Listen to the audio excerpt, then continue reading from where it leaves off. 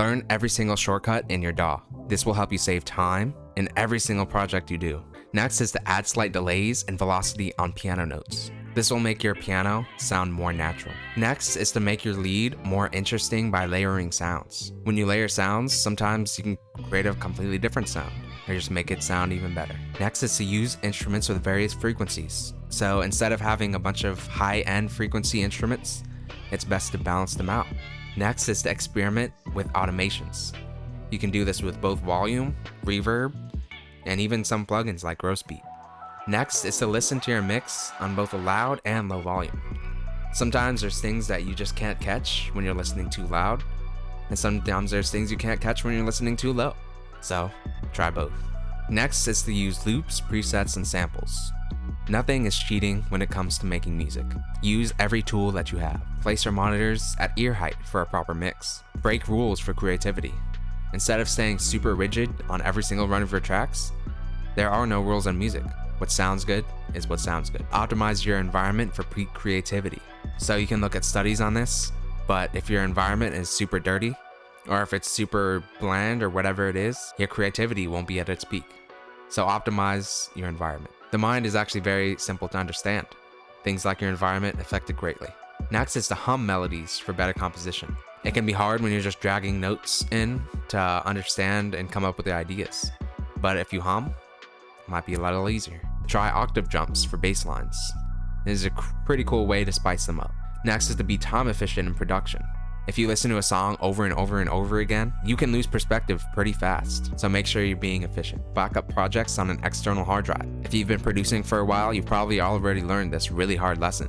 But if you haven't, trust me, you don't want to be losing all your files. Next, it says study genre-specific project files. You can look and try to find a project file in your genre and understand how they mixed it, which instruments they used, etc. Next is to use silence as an instrument. Sometimes silence, especially before a drop, can be perfect. 17, reverse sounds for natural transitions. 18, layer wildly different sounds. This can make you sound even more creative.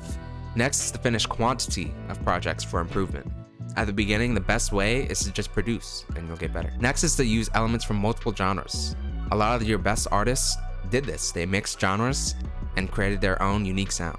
Next is the experiment with unused stock plugins. A lot of people hate on stock plugins, but at the end of the day, they're tools. Next is to add swing to drums for interest, and it'll also make it sound more realistic. Next is to use distortion for sound design. 24, get or make templates.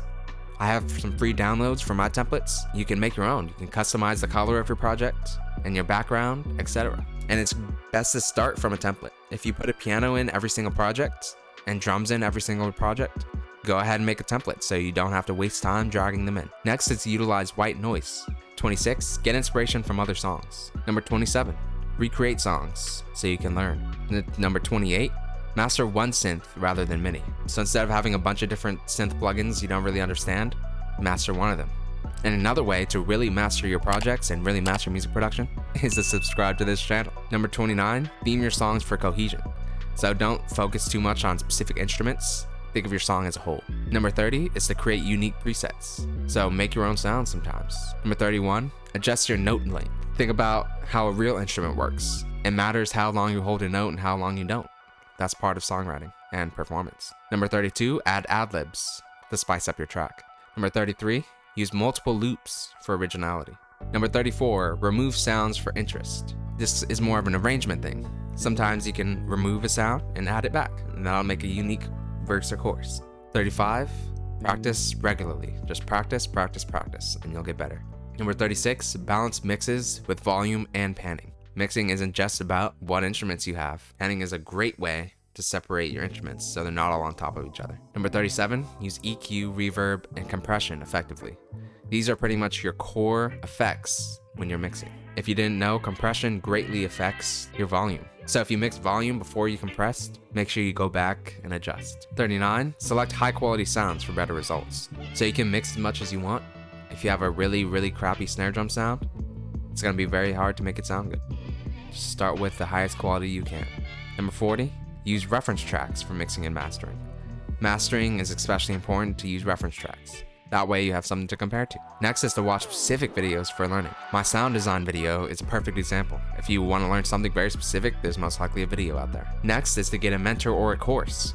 Sure, you can learn on your own, but the whole point of getting a mentor or a course is that you have an exact roadmap on what to do and in what order. That's why I made the Modern Music Creator Academy, to transform you from zero to full-time music creator. So make sure you get that and see if it's the right fit for you. But again, it doesn't have to be just me. If you find another course or a mentor, great.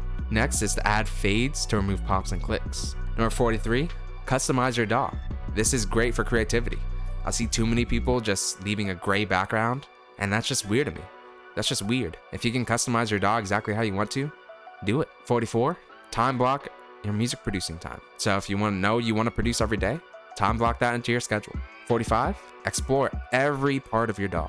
This is actually really fun because you can literally say you know your DAW inside and out. Number 46, make multiple arrangements. Maybe you want to make a super big change and just see if it sounds good. Well, you can do that without messing up your project. You can also go back and forth to compare. Number 48, watch other producers and learn how they work. I've noticed a lot of different producers have very different processes. One person might start in a DAW and they just produce from the DAW. Another person might actually just write songs on a piano and then they record everything. And then there's people that do a mix of both. Learn from everybody. Number 49, pay attention to your mental and physical state. This is gonna affect your music.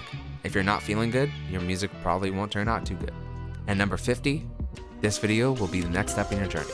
So make sure you go watch that, and I'll see you there.